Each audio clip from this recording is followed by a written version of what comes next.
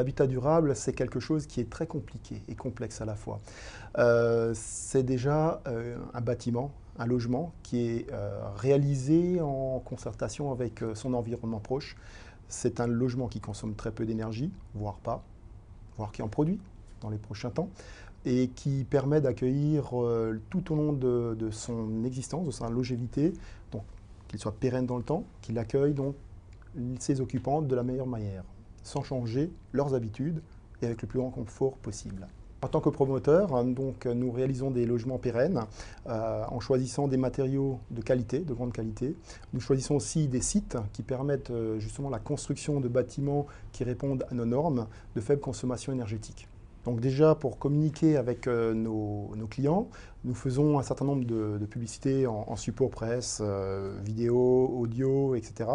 Et nous communiquons sur l'aspect énergétique et la grande qualité des logements. Puisqu'en fait, la qualité d'un logement se mesure avec sa faible consommation énergétique. Plus le logement est faible consommateur d'énergie, meilleur il est. L'habitat durable, effectivement, doit durer, doit être pérenne dans le temps. Nous construisons des bâtiments qui consomment des matières premières, qui polluent, en quelque sorte, puisqu'on utilise du carbone, on rejette du carbone pour la réalisation.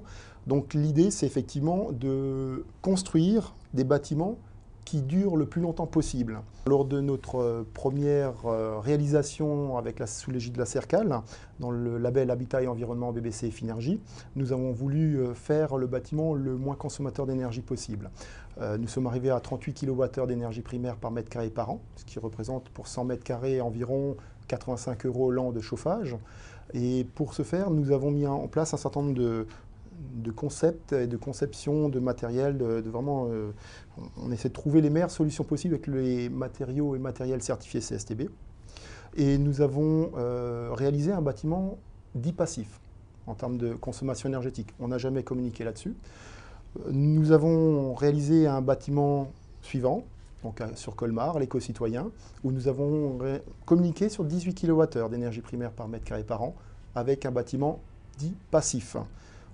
On n'est pas loin d'obtenir le zéro, puisque nous sommes à 2 points donc, de la meilleure note au niveau énergétique sur le bâtiment. Par contre, sur les nouvelles réalisations que nous allons faire dans les prochains mois, nous avons Mulhouse et Belfort, où sur ces deux opérations-là, nous visons le bâtiment positif.